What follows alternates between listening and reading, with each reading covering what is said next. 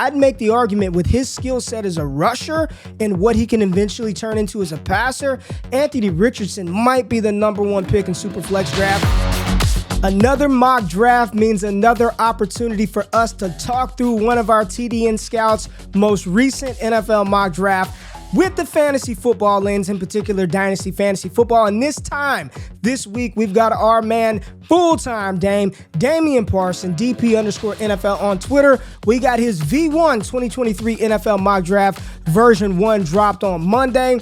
And today, we are going to dive in, tear it apart, mock the mock, and talk about the players and the landing spots from a fantasy football perspective.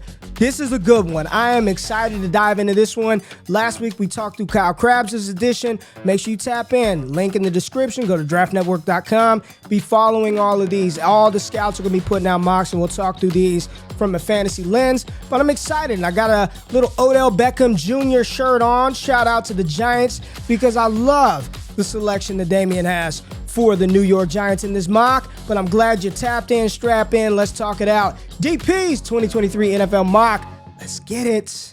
What's going down, y'all? It's your boy RayG. You can find me on Twitter at RayGQ. Here for the Draft Network's fantasy division, we are going to go through this 2023 mock by our man DP, Damian Parson. Make sure you check it out. If you want to get the full rundown of 1 through 31, the Dolphins got stripped of a pick. 1 through 31, make sure you tap into that. We're only talking about the fantasy relevant players, and let's talk about what he's got. #4 overall, most people's consensus QB1, CJ Stroud, quarterback from the Ohio State.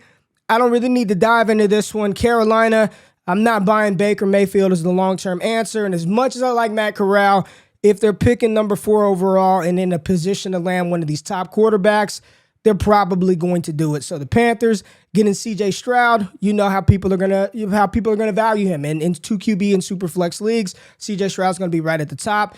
It seems like a pretty chalk pick so far. Kyle had the same one, but where we do differ already is #5. Now the Giants, listen, Daniel Jones, it's probably not going to be the long-term answer in New York. So DP has the Giants selecting a quarterback, but unlike Kyle's selection of Will Levis, he opts for the ultra-athletic, incredibly talented Florida signal caller, Anthony Richardson. I am excited because I talked about if Will Levis goes #5 overall to the Giants in the NFL draft, he's got to be considered as the top pick in Superflex leagues, maybe right after Bijan Robinson, 102 at the worst. If Anthony Richardson balls out this college season enough to warrant him being selected #5 overall as the second quarterback over Bryce Young, over Will Levis, over Tyler Van Dyke, depending on how you feel about him, you cannot ignore him. 2 QB, single quarterback leagues. I'd make the argument with his skill set as a rusher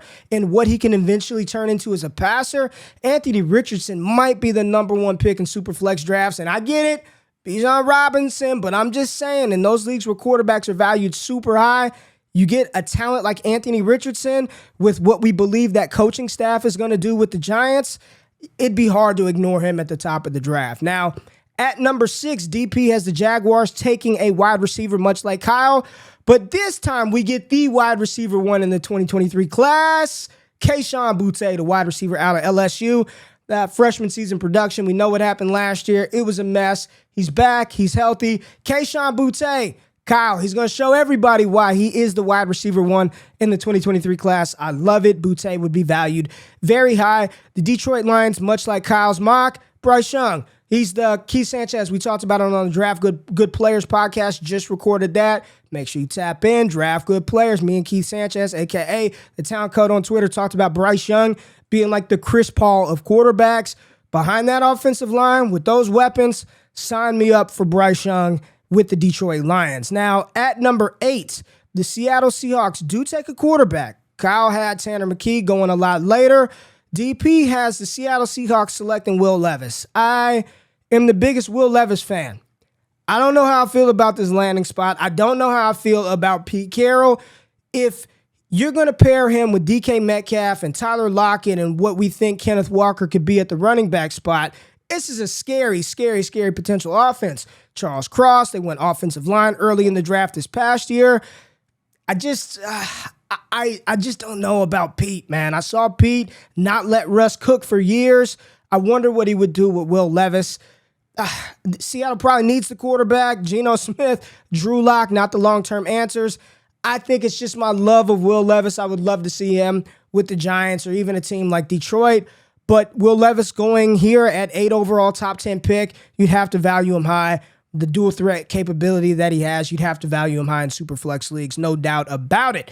Now, at 13, DP has the New England Patriots selecting JAXON SMITH-NJIGBA, the all-world wide receiver out of The Ohio State. Yeah, they need somebody. No slight to Jacoby Myers or Nelson Aguilar or Devontae Parker or Kendrick Bourne, but we don't want you for fantasy. Not really. JSN, Mac Jones, I want it. He needs a 1. Still some questions out there. Is JSN really an alpha type guy, right? Does he profile as a guy that could just go line up and get it play after play? Right here in New England at number 13 overall, I would like that, and fantasy gamers would like that as well. So the Tennessee Titans also dive into the wide receiver pool. Come on, DP, my man Treylon's got it. He's wide receiver 1, baby, Kyle Phillips. But they got him taking USC stud wide receiver Jordan Addison, the Blitnikoff Award winner last year. Titans, Robert Woods, as DP references, 30 years old, coming off the ACL. Treylon Burks, promising reports. We'll see how it plays out in season. Kyle Phillips looks good. Hopefully he can get some reps as well. But Tennessee probably needs another wide receiver out there. Now, I will say the positive in this is there is a potential out for Tennessee to move on from Ryan Tannehill after this season. The fact that they bypassed a quarterback here in the first round, just saying, maybe some hope for Malik Willis in those deep dynasty leagues. So Tennessee Titans with Jordan Addison. Bijan Robinson, number 22. So the Miami Dolphins do get their running back of the future, the only running back drafted in round 1. Probably right now, I'd say the only running back that should be drafted round 1, maybe Jahmyr Gibbs back at round 1. I'm a big Gibbs fan, but Bijan Robinson to Miami. I get it. Chase Edmonds looks good so far in training camp. That's great. If they get a shot to get Bijan Robinson, I defer to Kyle Krabs, all things Miami Dolphins, but from a fantasy perspective, this makes a ton of sense, and Bijan Robinson would be the 101 in single quarterback leagues immediately. He is right now, and I don't think there's much that will change that. But if this happens in Superflex leagues, according to the DP's mock, I think there'd be a conversation between Bijan Robinson, Anthony Richardson, and CJ Stroud for that top spot. Now, right here at 24, I love it. I love it. This is a beautiful spot. Beautiful spot for tight end Michael Mayer, the stud out of Notre Dame, going to Cincinnati. I mean, like Joe Burrow needs any more help, but go ahead and give him Michael Mayer, the best tight end in the class. Thank you, DP. We love it.